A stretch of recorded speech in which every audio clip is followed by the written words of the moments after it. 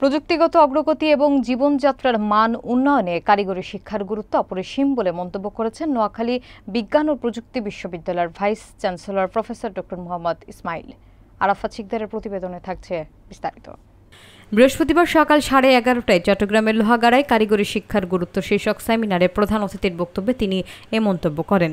তিনি বলেন, আধুনিক বিশ্বে টিকে থাকতে হলে দক্ষ জনশক্তি গড়ে তুলতে হবে এবং কারিগরি শিক্ষার প্রসারই তার মূল চাবিকাঠি। উপজেলা প্রশাসন এবং আধুনগর পলিটেকনিক ইনস্টিটিউটের যৌথ উদ্যোগে আয়োজিত সেমিনারে উপজেলা নির্বাহী কর্মকর্তা মোহাম্মদ সাইফুল ইসলামের সভাপতিত্বে বিশেষ অতিথি ছিলেন বাংলাদেশ পেট্রোলিয়াম কর্পোরেশনের ডিজিএম আবুল কাশেম, উপজেলা মাধ্যমিক শিক্ষা কর্মকর্তা মোহাম্মদ নুরুল ইসলাম, আধুনগর পলিটেকনিক ইনস্টিটিউটের অধ্যক্ষ ইঞ্জিনিয়ার মোহাম্মদ ইউনুস ও কলাউজান সুখছড়ি গৌর সুন্দর উচ্চ বিদ্যালয়ের সভাপতি এবং দেশ টিভি কক্সবাজার জেলা প্রতিনিধি মোহাম্মদ আব্দুর রহমান। বক্তারা বলেন, কারিগরি শিক্ষাকে আরও সহজলভ্য ও আধুনিকায়ন করা গেলে দেশের অর্থনীতি আরও শক্তিশালী হবে। তারা শিক্ষার্থীদের পড়াশোনার পাশাপাশি ব্যবহারিক দক্ষতা অর্জনের আহ্বান জানান। আমরা যদি দক্ষ মানব গঠন করতে চাই, স্কিল সম্পন্ন মানুষ তৈরি করতে চাই, সাধারণ শিক্ষা আমাদের পরিপূর্ণ স্কিল দিতে পারে না। আমাকে টেকনিক্যাল শিক্ষায় যেতে হবে, যেখানে আমি হাতে কলমে শিক্ষা পাবো। সেই হাতে কলমে শিক্ষা দিয়ে আমি আমার শিক্ষাটাকে জীবনমুখী করে কাজে লাগাতে পারবো।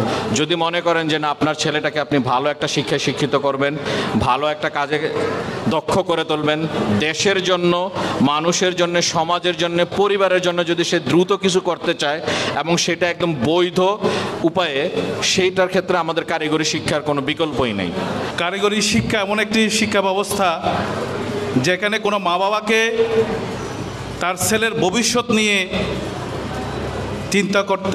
কম চিন্তা করতে হবে এবং কম চিন্তা করে তার ছেলেটাকে অন্ততপক্ষে মানুষের মতো মানুষ করার একটি শিক্ষা ব্যবস্থা। আমরা দেশকে যদি উন্নত করতে চাই, আমাদের 18 কোটি মানুষের 36 কোটি হাতকে যদি দক্ষ করে না তুলি, তাহলে আমাদের দেশ সামনের দিকে আগাবে না। ইতিমধ্যে বিভিন্ন কথাবার্তায় তোমরা জেনেছ।